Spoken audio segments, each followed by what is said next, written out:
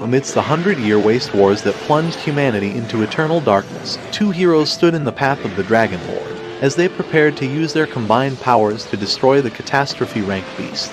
But when the brave prince was shot down by a mysterious arrow, he was forced to give up his heroic ambitions and risk his life to save his son from being devoured by the S-rank calamity. However, his son's body was scarred with God's divine energy, and he spent his worthless life traveling alone, never realizing that his dormant dragon form would one day awaken, and would allow him to rival even the gods. But when he first arrived at the town of Linsakais, the guard was so disgusted by his ugly f***ing face that he was forced to let him inside. Hiiro watched as a rich merchant whose name was Nambuko arrived in his Tesla Cybertruck, and how the broke-ass town people struggled to catch all the money that he threw at them. He tried to pick a coin as well, but a little fat boy swiped the bronze piece away from him, and Hiiro overheard the boy's friends telling him not to collect any of Nambuko's money because he was just a greedy weapons dealer. But despite this warning, Pego snuck into the car for some freebies, and Hiiro joined a group of tourists to listen to the story of a warrior who saved the princess from a deadly dragon. The man claimed that he had inherited the weapon which the warrior had used to win his battles, but before Hiiro could ask for the price of the item, a tiny Boy Scout snatched it away from the knight. However, he was captured by the man's giant bodyguard, so Hiiro quickly stepped forward to stop the ogre from crushing the boy to death, while giving the knight a piece of gold for the magical item. Expecting a thank you from the little brat, Hiiro was shocked when the boy told him to piss off, saying that he and his boys would have stolen a lot of money if it wasn't for his heroic ass. He snatched the item from him before running away, but Hiiro was able to trace their hideout, and he suddenly appeared out of nowhere like Batman while introducing himself to the young bandits. Their leader said that his name was Tomet, but Hiiro collected the treasure back from him, saying that it belonged to him because he had bought it, and then he jumped out through the window. Meanwhile, at the city's palace, Nambuko and his goons paid the Duke of Linsakais a surprise visit, telling him to sell all of his magical items to them at a cheap price unless they would hunt down his family. The Duke argued that his citizens would be upset if they heard about this deal, but Nambuko said that he would hypnotize them by using a crystal ball known as the Grand Troll, which could make any wish come true.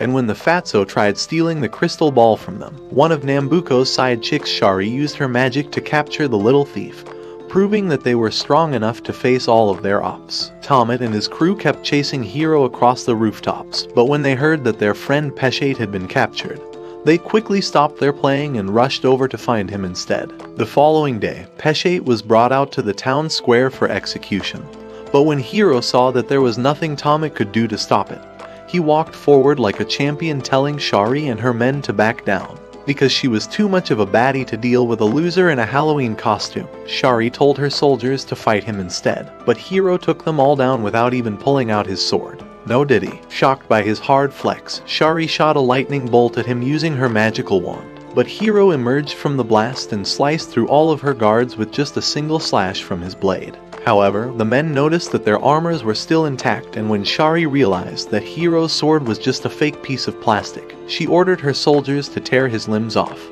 But at that moment, a huge warrior rushed in and smashed all the guards away, allowing Peshate to escape with his friends. And the man Jiru, who was actually Hiiro's swords master, asked him why he ran away from home. But Shari was getting bored with all their long-ass talk, so she grabbed the crystal ball and was ready to cook up something crazy. But Hiiro instantly recognized the item as the weapon his father had used to try and defeat the Dragon Lord many years ago. Hiiro told her to give back the item, but Shari just ignored him, and she used the crystal ball to supercharge her magic wand before firing a huge mana blast in his direction. The dumb just stood there waiting for the flames to kill him, but then the blast was suddenly deflected away from them, and to everyone's surprise, the evil Dragon Lord Dagan Zot rose up from beneath the shadows. Filled with so much rage about the creature that killed his parents, Hiiro jumped up to attack the dragon, but Dagan Zot held him back and zapped the shit out of him until he became unconscious. The Dragon Lord began to wreak havoc on the city, and Nambuko was excited by the chaos because it was good for business. But not even the combined firepower from all of his soldiers could take down the evil beast. And when some of the arrows came flying in Hiiro's direction, Dagan Zot shocked everyone by using his wing to protect him from danger while unleashing his anger on the dumb guards instead. After smashing everything except for Shari's bunny cheeks, Dagan Zot descended back into the shadows, and the Duke called Nambuko a psycho for bringing an S-rank calamity to their city. However, Nambuko said that the Dragon Lord's return was the perfect way to make the people of Linsicais to fear and respect him as their duke, while also helping him rack up the cash from selling more weapons. Meanwhile, Juru took Hiiro to Tomit's hideout for him to rest, and while they waited for him to wake up, he told everyone the story of how Dagan Zot murdered Hiiro's parents. Their continent of Kanon had 3 kingdoms within it, and because of the terror caused by the Dragon Lord, all of the countries agreed on a safe place in between their lands to imprison the beast forever. However, despite having such an amazing plan, the warriors were still no match for the Dragon Lord. So both Hiiro's parents and all the wizards were consumed by the soul-devouring flames of Dagan Zot. Just as Juru was done with the story, Hiiro woke up from his sleep saying that he wanted to kill the Dragon Lord, but Tomik called him a Delulu queen for thinking that could defeat a huge monster like that with his E-rank skills. Hiiro told him that he had spent his entire life training for the day that he could avenge the death of his parents, but Tomik said that he should get his money back because he fought like a Disney princess. Peshate said that they used the Grand Troa to make Dagan Zot disappear, but when Hiiro asked Tomik for Nambuko's location, all he said was that Nambuko liked to travel a lot to different cities so that he could sell weapons. Hiiro declared that he would not rest until he had found Nambuko and defeated Dagan Zot. But along the way, Juru said that they should return home because they didn't even know where the hell they were going. His butler Palupa asked him to return the money that he had borrowed from him, but when Palupa noticed that his gold coin was missing, Hiiro told him that he had used the coin to buy a magical badge. Annoyed by his stupidity, Palupa threatened to cut him up and sell all of his organs to replace the lost cash, so Hiiro quickly ran away with Juru to avoid getting sent to an early grave. And while he was chasing them around, Shari wondered why Nambuko had left her alone and traveled to another city, so she decided to FaceTime him using her iPhountain. But when he picked up the call, Nambuko told her to stay back and look for the kid that was saved by Dagan Zot, because he already had a lot of hot bitches to grill up his whiner during the ride. When Palupa had finally calmed down, Hiiro said that they should get something to eat, but none of the restaurants wanted to let them in because of what happened between Hiiro and the Dragon Lord. The guys were already getting pissed off when a hot beast girl with watermelon plots agreed to help them out, and she took them to a nice restaurant where they had some roast beef for lunch. The girl said that her huge melons were also on the menu, but the guys preferred peaches, so she decided to get their attention by saying that she knew all about Hiiro and his family of warriors. Surprised by this statement, Hiiro asked her how she knew such a thing, but the cat girl just said that her name was Erin, before walking out of the restaurant with a steak in her hand. Palupa told the waiter to give them their bill, but when Bowser Jr. realized that Erin had tricked him into paying for her meal, he got angry and swore to get his revenge someday. Palupa blamed Hiiro for their misfortune, and he said that they would have to sleep outside for an entire week.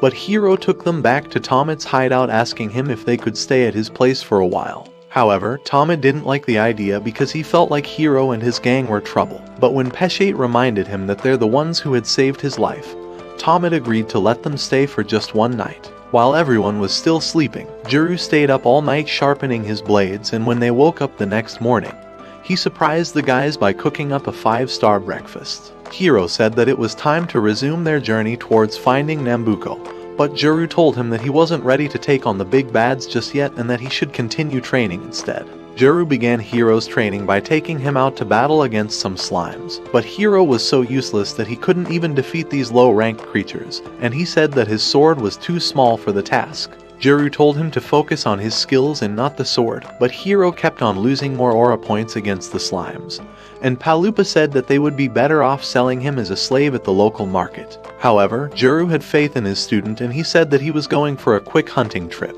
But while Palupa was busy counting his money, a huge sand dragon appeared right behind him. Wanting to redeem himself, Hiiro jumped up to attack the dragon, but his sword had no effect, and Palupa told him to run away instead, but the dumb started giving a heroic speech like Optimus Prime. The dragon opened up its mouth and Palupa was terrified that he was about to die a virgin. But they were shocked to see that a girl was already inside, and she thanked the creature for giving her a free ride. After the dragon had gone, the girl walked up to Hiiro and suddenly placed her head on his chest, saying that she loved the sound of his heartbeat and that they should get married right away. Palupa told him to reject her offer because she was obviously a red flag, but the girl said that her name was Serato, and she continued to rizz up the lame protagonist, saying that his eyes were prettier than a golden sunset. Hiiro arrived right on time to stop the idiot from falling in love with a stranger, and he was just about to pull out his sword when Paloopa said that they should just quietly walk away instead. On getting back to the hideout, Hiiro just sat down thinking about Serato that he forgot to even eat his food. And when Tomet noticed this, he teased him for turning into a lover boy so easily. Hiiro said that he felt bad for leaving her alone like that, but Tomet told him to cheer up because she could always meet new people along the way. Just like how he and his crew members met each other and became best friends. Meanwhile, on the streets of Linsakais, Shari and her goons searched around for anyone who knew where Hiiro was, but they found nothing, so Shari decided to use her magic mirror instead. However, Serato walked by at that instant, causing the mirror to malfunction because of her strong magical presence, and she used her powers to find where Hiiro and his friends were staying. Tomet was surprised to see Hiiro's crush in their hideout, and he asked her how she had found the place.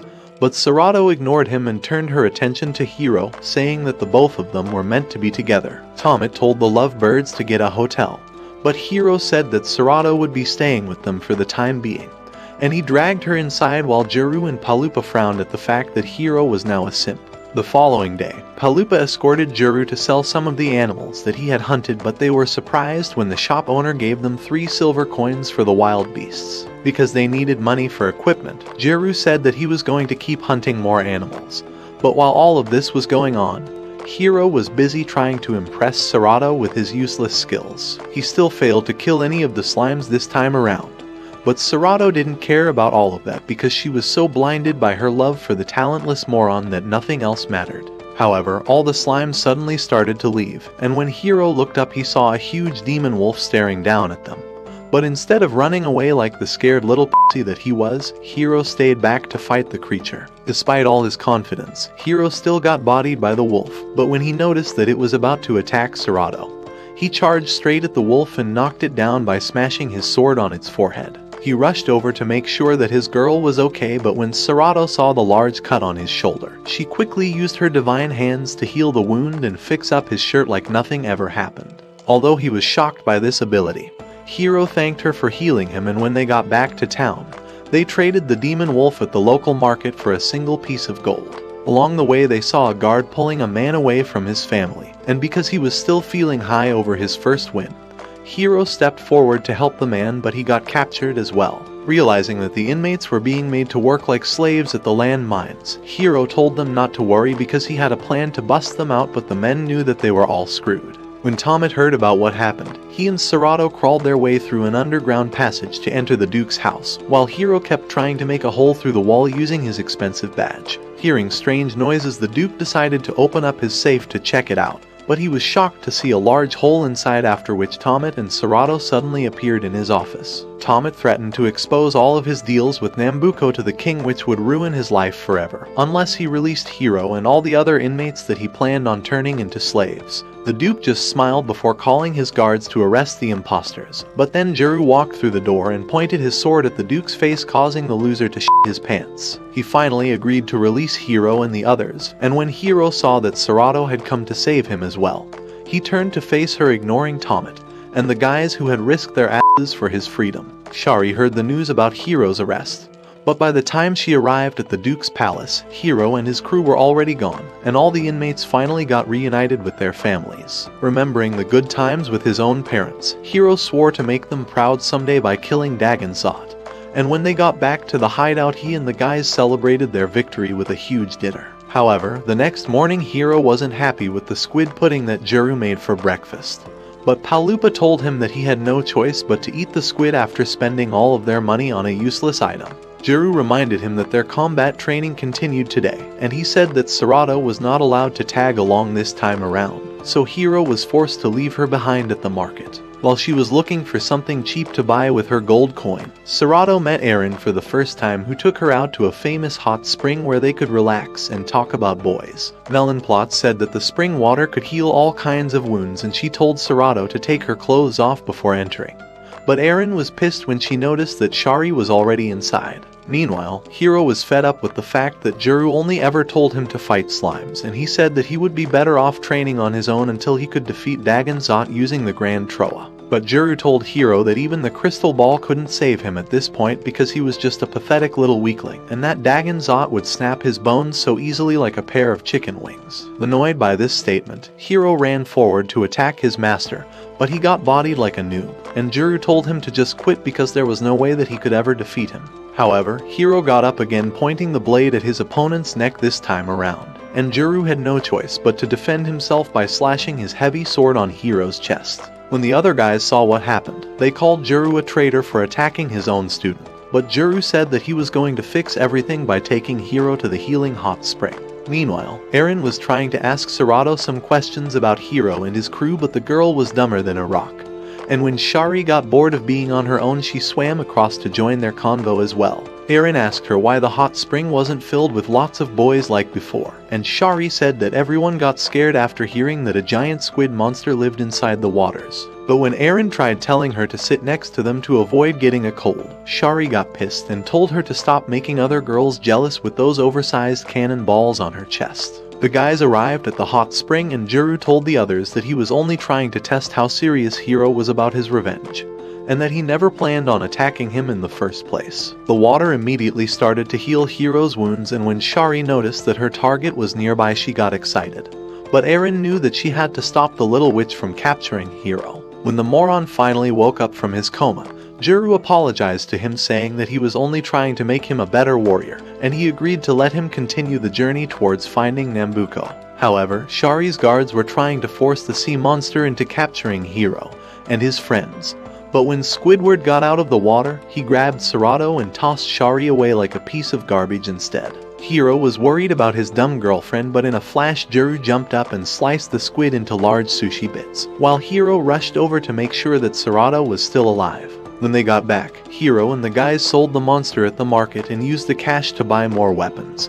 But just as they were about to leave, Tomite shocked everyone by saying that he wanted to tag along. Peshate and the others begged him to stay, but Tomite said that he wanted to assist Hiiro in acquiring the Grand Troa so that he could use it to wish for a better life for all of them. Impressed by his selfless heart, Hiiro agreed to let Tomite join their team.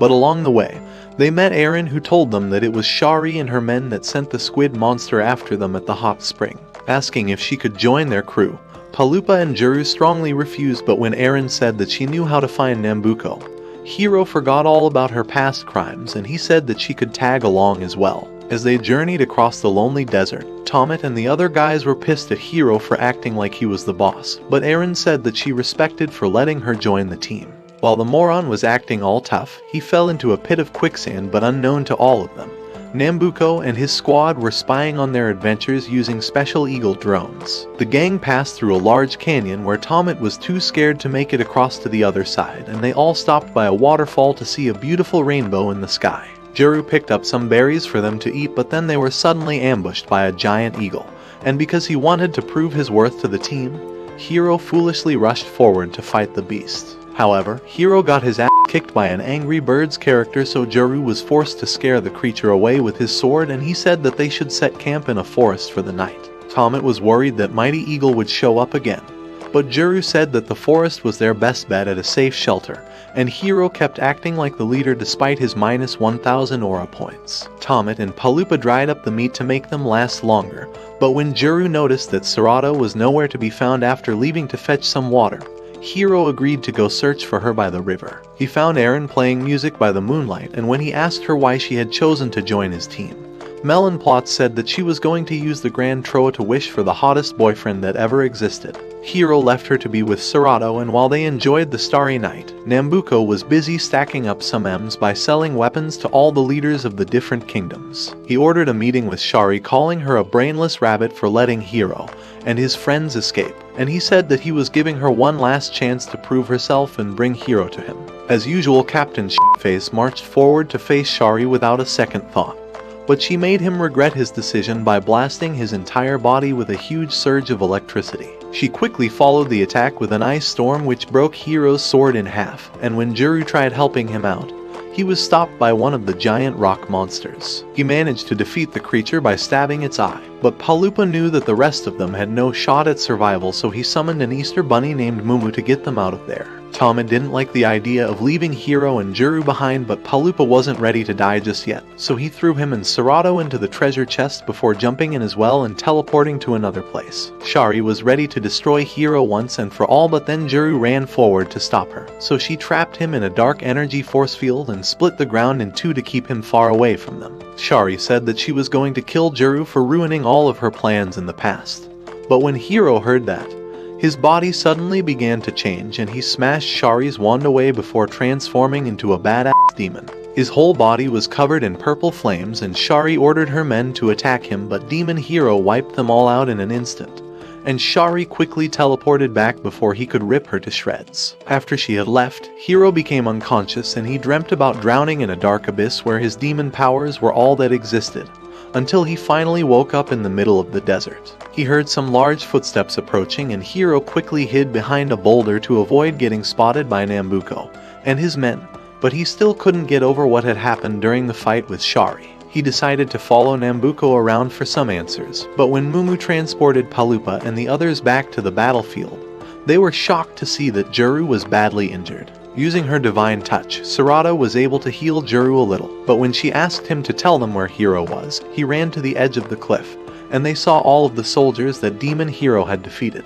The guys were shocked that Hiiro had beaten up all these guards, especially because he was a talentless loser with no sword skills, and they wondered if he had somehow cheated his way into getting magical powers. However, Palupa was annoyed at Eren because she was always just vanishing whenever things got bad, and he promised to teach her a lesson by stuffing her large melons into his mouth like a jawbreaker the next time that happened. Meanwhile, Hiiro secretly followed Nambuko to a testing site where he showed a customer his latest invention by using a machine to fuse the body of a monster and 3 humans into a hideous hybrid.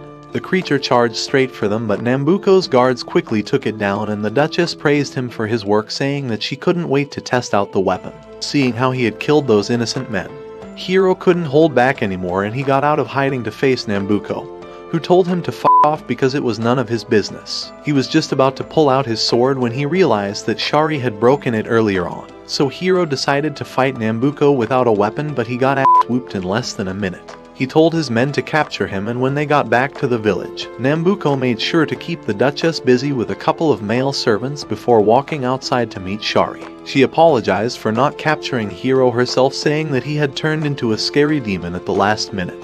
But Nambuko told her not to worry and he gave her a huge bag of cash to thank her for trying.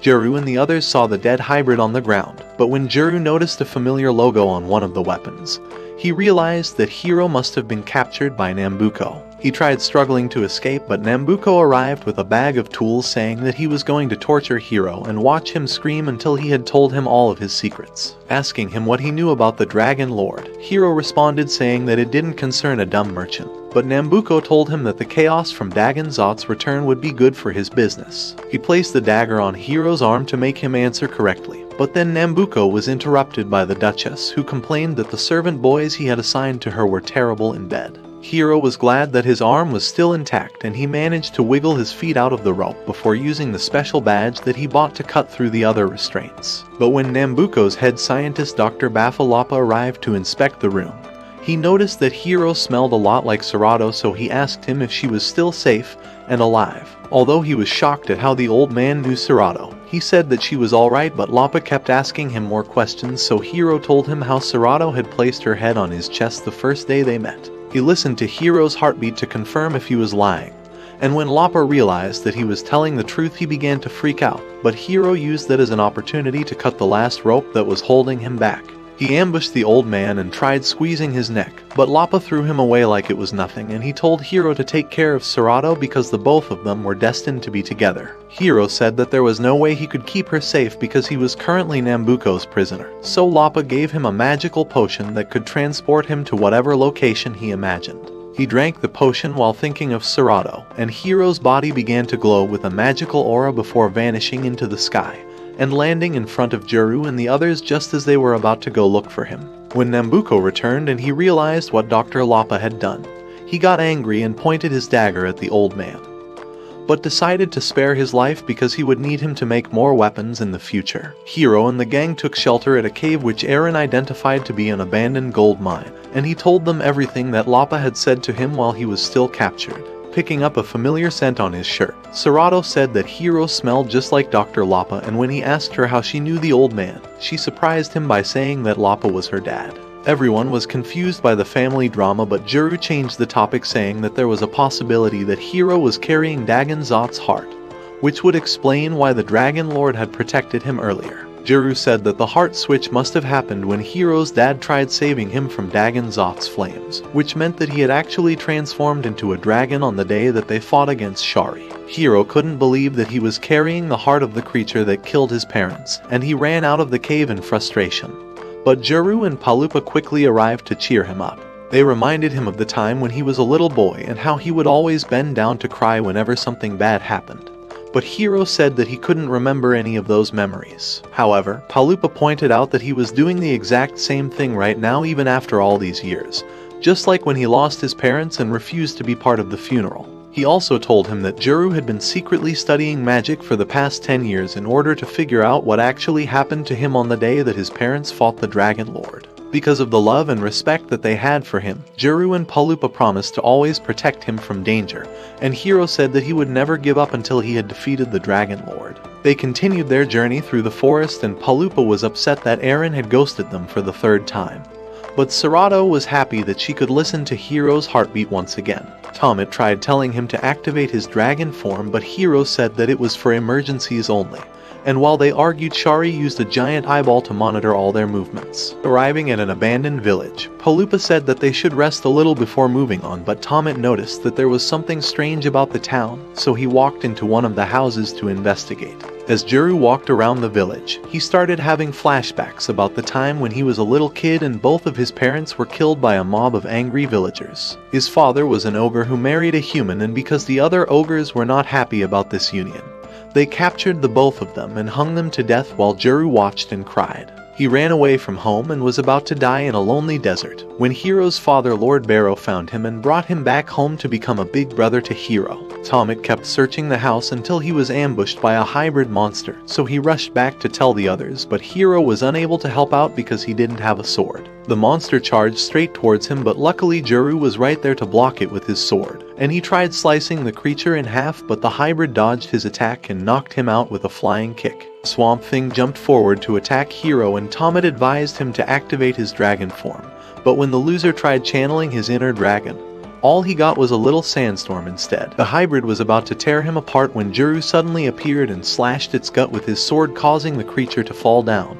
and the red color in its eyes to fade away. Meanwhile, Eren took a trip to Nambuko's place, and Shari thought that she had come to visit her. But when it was finally time to meet him, she ditched Shari and walked inside to sell some information to Nambuko. She told him that Hiiro was carrying Dagan Zot's heart and that his father was Lord Barrow, so Nambuko promised to pay her for the intel, and he gave her a seashell telephone for them to keep in touch. However, when she had gone, Nambuko told Shari to come inside and he ordered her to kill Hiiro once and for all. But unknown to them, Eren had heard their little convo using the seashell telephone, and when she got back, Melon Plots wondered what to do with that information, while Hiiro argued with Palupa about getting a fancy new sword, but the stingy turtle said he had to go for something basic instead. They booked hotel rooms, but Palupa didn't pay for any food services, and when Tomet asked him how they were supposed to eat, Palupa said that Juru would prepare their food inside the room to save money. Hiiro went out with Juru to shop for a new sword, and after choosing a couple blades that were out of his league, Hiiro settled for a medium-sized sword that Juru helped him pick out. They stopped by the market before heading back, and while Juru picked up some food stuff, Serato pointed to a moon trinket at a jewelry shop. But Hiiro was shocked when the seller said that it cost $100. Hiiro wondered if he should give up all of his money to make her happy, but because Serato knew that her boyfriend was a broke-ass dude, she lied, saying that she was happy with the gold coin that he had given her earlier. Juru met up with them when he was done, and they all went back to the hotel, but unknown to them, Eren was at a nearby shop purchasing some deadly arrows to use for their next big fight. They settled down to enjoy Juru's cooking, and Tomet noticed that Serato hadn't touched her food at all. But Juru reminded Hiiro about how Dr. Lapa had told him that he would someday meet Master Theo. And because no one else knew who he was, Juru told them that Master Theo was once a magical instructor to Hiiro's father. And Serato shocked them by saying that Master Theo was also her friend. Confused by the weird connection, they all agreed that the best thing was for them to meet Master Theo as soon as possible. And everyone went into their different rooms to sleep for the night. However, while Tomet and Palupa were sleeping peacefully, Hiiro and Juru had trouble falling asleep, and Juru said that he always had to stay awake to make sure that everyone was safe. Hiiro told him that he hadn't been sleeping much ever since the day he found out that he was carrying Dagan Zot's heart. But then Juru heard an explosion outside and he quickly got up to check it out. A mysterious shadow monster was blowing up houses around the neighborhood, and Hiiro rushed over to see what was causing it. But he was shocked to discover that the creature was actually Dagan Zot. The Dragon Lord began devouring the souls of innocent villagers, and Hiiro took out his sword to help them. But Juru blocked his path, saying that a fight with Dagan Zot right now would be too dangerous. Hiiro insisted that he was ready, but Juru pushed him aside before smashing the shadow with his sword, and although he got a direct hit, Dagan Zot began to swallow him up as well. However, Shari appeared from nowhere, saying that she was the one who had summoned the creature, and that it wasn't actually Dagan Zot but a shadow beast invented by Dr. Lapa known as Daku. Serato tried running over to help Hiiro defeat the creature, but she was stopped by an explosion along the way, and Dr. Lapa was happy to see that his precious daughter was still alive. Shari told Daku to devour Juru, and then she used her staff to transmit a crazy amount of electricity to his body while he struggled to stop the weapon from stabbing his heart. He was too weak to stop her though, and the staff pierced right through his chest, forcing Hiiro to let go of his human self and activate his powerful dragon form in order to stay alive. Shari quickly hid behind her guards because she knew that she was no match for Dragon Hiiro, and Juru wanted to help, but he was still stuck, so Eren used one of her arrows to blast the shadow and set him free. And then suddenly out the ground Dagan Zot emerged, which made Nambuko very happy. But when Juru rushed over to save the young warrior, Hiiro used his sword to slice him down in an instant. Satisfied with all of the chaos that he caused, Dagan Zot returned to his underground lair, but when Hiiro switched back to his human form, he cried bitterly, knowing that he was the one who had killed Juru. However, Serato and the others managed to patch him up and take him back to the hotel room, and while Palupa was trying to prepare breakfast, Tomet rushed over to tell him that Juru had woken up. Hiiro was so happy to see his mentor alive, and he apologized to him for what happened. But when Juru smelled the disaster that Palupa was cooking, he told the turtle midget never to enter a kitchen in his life again. Palupa started crying because of all the onions that he had sliced, and both he and Juru told Hiiro not to feel bad about what happened because it was clearly a mistake from using his dragon form. Asking her if she could heal Juru, Serato said that her powers only worked on minor injuries, so Hiiro told Juru to continue resting so that his scars would heal faster. But Juru said that he had something very important to say, and he told Hiiro to stop using his dragon powers because he was at risk of losing control and turning into a dragon someday. Hiiro was shocked to hear this because it meant that he could end up becoming the villain that he was trying to defeat. But Juru said that Master Theo could help him control his powers, and then he fell back into a coma. Palupa tried buying some medicine from Mumu to cure Juru, but when the bunny insisted that the drug was $1 million, Palupa got pissed and he told her to go f*** herself. Tomet suggested taking Juru back to the healing spring, but Palupa said that it was too far away. And then Eren suddenly appeared in front of them, saying that she knew a special plant called Serafuria which could heal Juru. She said that the plant was located in a canyon not too far from their location. So Hiiro and Serato went out to retrieve the plant while Eren and the others stayed back to watch over Juru. Meanwhile, Nambuko's business continued to boom as all the countries were purchasing weapons on a large scale because they were terrified of getting attacked by Dagan Zot. After she had failed to kill Hiiro for the third time, Nambuko locked Shari up in a cell with nothing but a pet lion to keep her company, and she was about to go crazy from having nothing to do. Back at the hotel, Palupa was trying to sort out their expenses when Tomet said that there was something strange about Serato because he had never seen her laugh or eat before. He said that he was suspicious of her because Shari always knew exactly where to find them, and Dr. Lapa was Serato's father, which meant that she might actually be a spy sent to destroy them. However, Palupa told him to chill out because all that mattered now was for Juru to get better.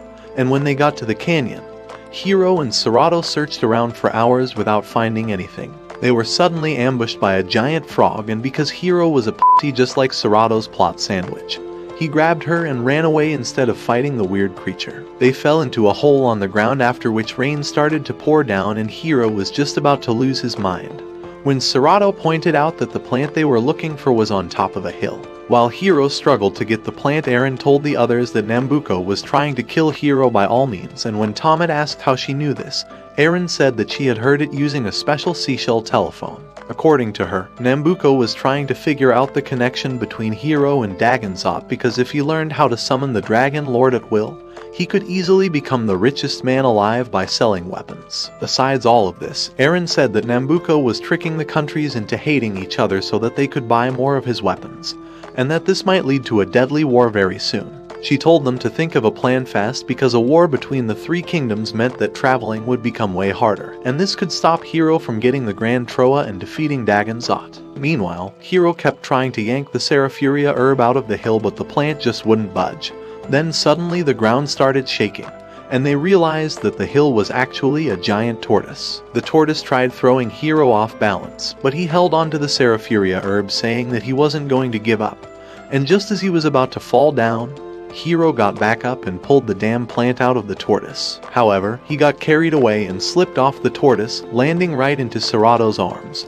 And to distract her from that weird moment, Hiiro said that this was the first time he had ever seen her laugh.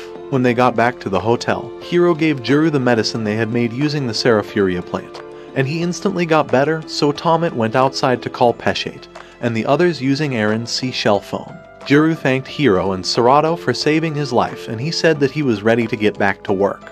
But Palupa told him to sit his ogre ass down and enjoy his new and improved chicken soup.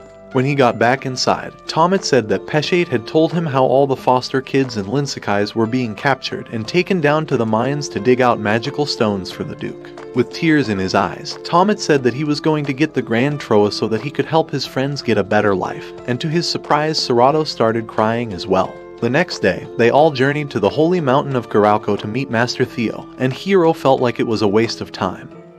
But Juru insisted that he had to do this before fighting Dagan Zot. However, Master Theo suddenly appeared in front of them, saying that they should have brought gifts when coming to visit him, so Palupa and Juru bowed down to apologize and introduced themselves to the wizard. But when he recognized Sarato, Master Theo ignored all of them and went over to hug her, while Hiiro almost turned into a vampire out of jealousy from watching the old man stroke his girlfriend's hair. They followed him back to his cave where Juru told Master Theo about Hiiro's powers that were gotten from Dagan Zot's heart, and he asked the wizard to advise them on how to handle the situation. Master Theo used his finger to release Hell's Inferno right inside the cave, and he said that it was just an imitation of the soul-devouring flames which Dagan Zot had used to destroy all those heroes many years ago. Master Theo said that he had no advice for them, but Hiiro got pissed and called the old man a fraud, saying that if he was powerful, then why didn't he help his parents defeat Dagan Zot? However, the wizard told him that not even 100 mages were strong enough to defeat the Dragon Lord, because Dagan Zot's powers came from the gods, and so no human could match his strength. Despite all of this, Master Theo agreed to train Hiiro, but when they got outside he told Juru to get him some meat from the forest and said that Tomet should get him fresh water from the lake. Eren walked away to avoid getting any chores, and when it was time for them to train, Master Theo told Hiiro to do some weird exercises like walking in a straight line and squeezing a piece of paper. And though Palupa trusted in the wise wizard's judgment, Hiiro had a hard time figuring out how all of this was supposed to make him a better fighter in time to battle against Dagan Zot. Master Theo told him to throw the paper away, but Hiiro didn't want to because Sarato's face was on it. And when Sarato walked over to see the picture, the wizard noticed that there was a strong bond between the both of them. Meanwhile, Eren sat down on a nearby hill to get a better signal on her seashell telephone, and she overheard military agents from each of the three countries saying that they were ready for war. Back at the training ground, Master Theo told Hiiro to pick up a stone and throw it anywhere he wanted. But when the stone landed on the ground, the wizard noticed that it glowed with a magical blue aura. He said that life was just like that stone on the ground, but while Palupa and Sarato praised his wisdom, Hiiro told the old man to cut the crap and teach him something useful for once. So Master Theo said that they should do some sword training instead, and with a single wave of his hand, the wizard blasted Sarato's wand into the sky using an invisible weapon known as the Koku Blade. He told Hiiro to try out the Koku Blade for himself, and although the dumbass thought that nothing happened, his invisible sword move was able to slice a tree stump behind Master Theo. The wizard praised him for using the Koku Blade on his first try, and he told him to keep practicing his stance. Then Juru and Tomet arrived seconds later with the food and water for everyone to chow down on. Later that night, Master Theo called Juru for a private chat asking him why he had made Hiiro believe that he could actually become a skilled swordsman, when the boy was obviously just a talentless noob. However, Juru said that it was the only way to make him confident for the journey ahead, and that despite Hiiro being a pathetic weakling, His determination alone was enough to make him succeed. Master Theo thanked Jiro for being a nice mentor to Hiiro, but he told him that Hiiro's true potential was actually in magic and not the blade, because no mere mortal would be able to carry Dagan Zot's heart for this long.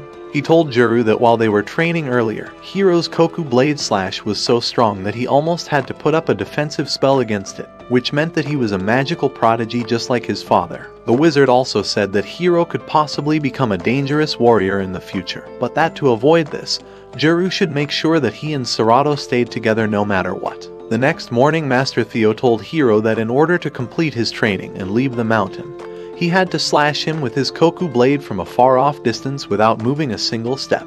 And because he wanted to move on with his journey, Hiiro agreed to take the final test. But when he slashed his invisible sword at the old man, nothing seemed to happen and Master Theo just pretended to take the hit. They all said goodbye to Master Theo before walking out of the mountain.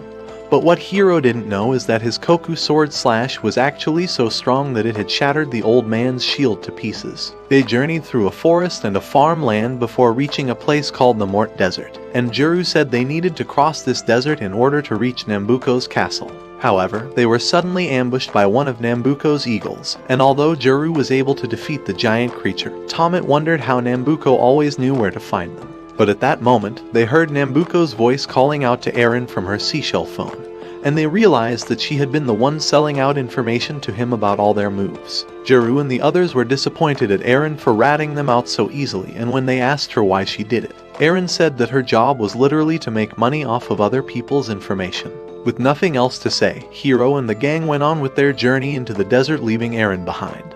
But Miss Melonplots felt like they wouldn't survive a single day without her help. Back at their HQ, Shari agreed to morph with her pet lion just so she could please Nambuko, and although one of the guards told her not to, Shari said that her entire life belonged to Nambuko. As Hiiro and his crew walked deeper into the desert, they started to feel weak because of the massive heat wave, and when it got dark, they almost froze to death due to the cold desert night. They continued their journey the next day in the middle of a sandstorm, and Hiiro noticed that they were out of water.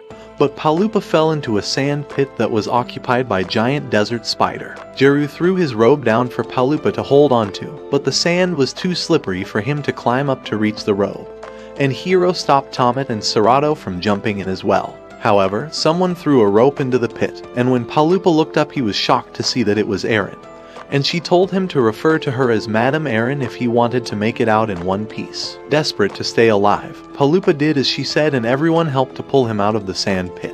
But Hiiro was still pissed at Eren, so she told him to bring her back because they would all be lost without her guidance. While they were talking, a huge sandstorm blew in their direction, and although they tried to outrun it, Hiiro and the others were blown away to different parts of the desert. Palupa ended up with Eren, and when he asked her where the others were, Melonplots said that she had no idea, but that they should go to an oasis before they died of thirst. Jiro ended up with Tomet, who was about to faint from sweating too much, while Hiiro and Serato continued the journey together without knowing where any of their friends were. Later that night, Hiiro started shivering because of the cold, and when Palupa woke up the next day, he looked around to make sure that it was not just a dream. But when he saw Eren next to him, he realized that they were truly stranded. He saw an insect creating water droplets from the surrounding air, and Palupa tried doing the same. But Eren told him that the bug was only able to do so because its body had no heat. They met up with Jiro along the way, who said that Tomet could become unconscious at any moment, and so Eren told them to follow her lead to the oasis if they wanted to live. Meanwhile, when Serato saw that Hiiro was about to die from a heat stroke, she changed into her birthday suit and channeled her inner Tyla to make her body produce water for him. With Eren's help, Palupa and the others found the oasis, and Jiro quickly fed Tomet some water to keep him alive. But Hiiro and Serato were suddenly ambushed along the way by Shari the lioness. Serato tried to protect her boyfriend, but Shari kicked her ass and teleported out of the desert with Hiiro, while armies from each of the three kingdoms gathered around to begin their war. Shari returned with Hiiro, and Nambuko said that he was the key to unleashing chaos into the world. But Hiiro didn't give a shit about all that, and he told Nambuko to hand over the Grand Troa. However, Nambuko told him to come and get it, so Hiiro charged forward to strike him with his sword. But the merchant held him back by pointing his blade at Hiiro's neck. He told him that they've met before, and when Hiiro asked how, Nambuko confessed that he was the one who shot an enchanted arrow at his father when he tried to capture Dagan Zot. Because Nambuko had acquired an ancient item called the Dragon Blood Crystal, he was able to survive the soul-devouring flames of Dagan Zot. while Hiiro's parents and all the other mages burned to death. Ever since then, Nambuko had been waiting patiently to experience such beautiful chaos once again. But Hiiro said that he was batshit crazy because Dagan Zot had consumed the souls of countless humans. He tried attacking him again, but Nambuko smacked his sword away, saying that he wasn't going to kill him because he needed his heart in order to summon Dagan Zot out of his lair. Back at the Mort Desert, Juru and the others looked around for Hiiro, but when they used the seashell telephone to try and locate him, they heard Serato calling out for him instead. Following the sound of her voice, the gang found Serato smacking her wand on a metal projection. And Palupa wondered if all of the heat had finally made her go crazy. But Juru said that she was most likely trying to summon something with the noise, and at that moment, a huge dragon descended from the sky and swallowed Serato up. Juru rushed forward to attack the beast, but then the dragon opened up his mouth for him as well. And Serato said that the nice creature had offered to carry all of them to meet Nambuko. When they got to his HQ, Tomet said that the place looked like a haunted house. So Aaron said that it used to belong to a demon lord known as Ryûkoku, who was defeated by the brave warrior Dalhalbart. She suspected that Nambuko had turned the place into his castle because he wanted to use the magical power that was stored inside. But just as they were talking, an arrow was shot which stabbed their dragon on its wing. They managed to land on a safe place before the dragon crashed down, and while they were thinking of a way to enter the castle without getting seen, Dr. Lapa suddenly arrived looking for Serato. He teleported her away using a magical door, so Juru and the others used it as a means of getting inside the castle. But they were all surprised that a hideous clown like Dr. Lapa could actually give birth to Serato. However, Serato said that she was a magical doll created according to Nambuko's orders, and Palupa finally understood why she never ate her food and was always acting strange. Juru asked why she was created, and Dr. Lapa said that Nambuko wanted a battle robot made out of dragon blood crystal, which could still fight on the lands that were burned by Dagan Zot's flames. Dr. Lapa had other plans though, and he made Serato to behave like a human girl rather than a weapon. But when Nambuko noticed this, he told him to get rid of her immediately. However, Serato was like a daughter that he never had, so Dr. Lapa helped her escape from the castle, and this was why she ended up meeting Hiiro and the others. When Juru said that Hiiro was carrying Dagan Zot's heart, Dr. Lapa finally understood why Serato was so attracted him, because she was made out of dragon blood crystal, and she didn't have a heart. Dr. Lapa told her to forget all about Hiiro because Nambuko was about to commence his plan of summoning Dagan Zot, and that he would most likely use her as a weapon to fight his enemies. But Serato started acting like a dumb teenage girl, and she told her dad that Hiiro was the love of her life before running away to find him, so Dr. Lapa begged Juru and the others to take care of his daughter. They followed her to the place where Hiiro was being held captive, and Serato said that Nambuko should take her and let him go. But he told her that it wasn't possible because he needed both of them for his grand plan. She moved closer to him and Shari punched Hiiro in the gut before activating the magic portal to take them away.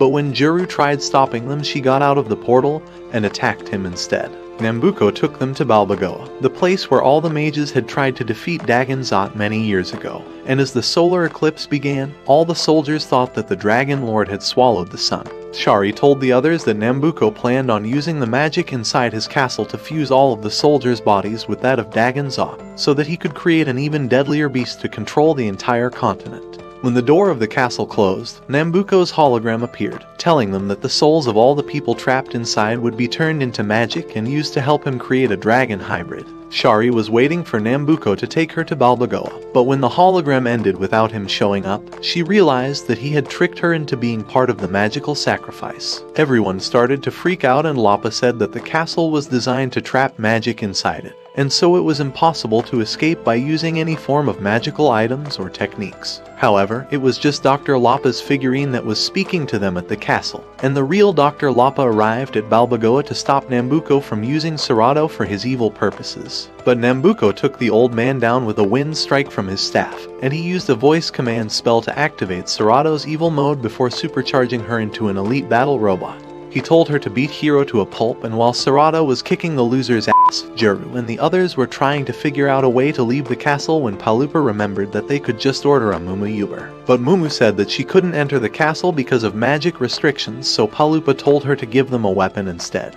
And they all contributed lots of money to pay the greedy rabbit. She blasted a hole through the castle using her plasma cannon, and Shari teleported them to Balboa at the exact moment when Hiiro was about to attack Serato using his dragon form. Serato used her robotic arms to hold him back in midair, and Shari still attacked Juru from behind despite the fact that Nambuko had tried to sacrifice her like a useless sheep.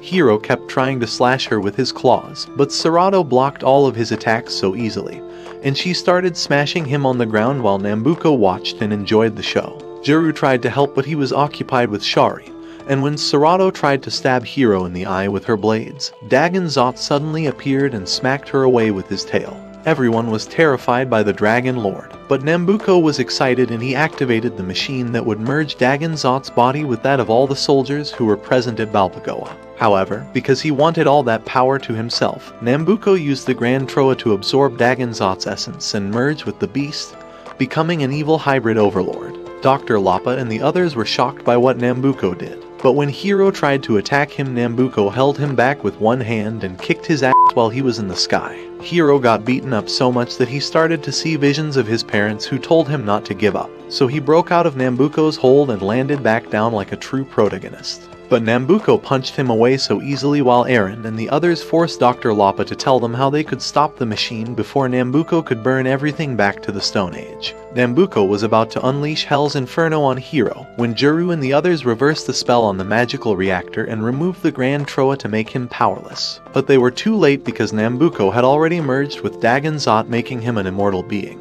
and he destroyed the entire place with his soul-devouring flames. However, Serato had used her divine wings to protect Hiiro, but when Nambuko saw this, he stabbed her back and pulled out the dragon blood crystal that was keeping her alive. Seeing that the love of his life was dead, Hiiro got up and sliced off Nambuko's arm with his sword, and while he was shocked that anyone could actually harm his new body, Hiiro walked back and finished him off with a blinding light sword combo. Now that Nambuko was defeated, Dagan Zot appeared once again for the final showdown, and Hiiro wondered if he was strong enough to actually defeat the creature that killed his parents. But when he recalled his training with Master Theo, Hiiro collected the Grand Troa from Tomet and used it to make a visible Koku blade before dashing forward to stab Dagan Zot on his scar. Hiiro took his heart out from the Dragon Lord's chest, but instead of switching it with the one he already had, he went down and placed the heart inside Serato to turn her into an actual human girl. As Serato slowly came back to life, Dagan Zot's body began to fade away because he no longer had a heart.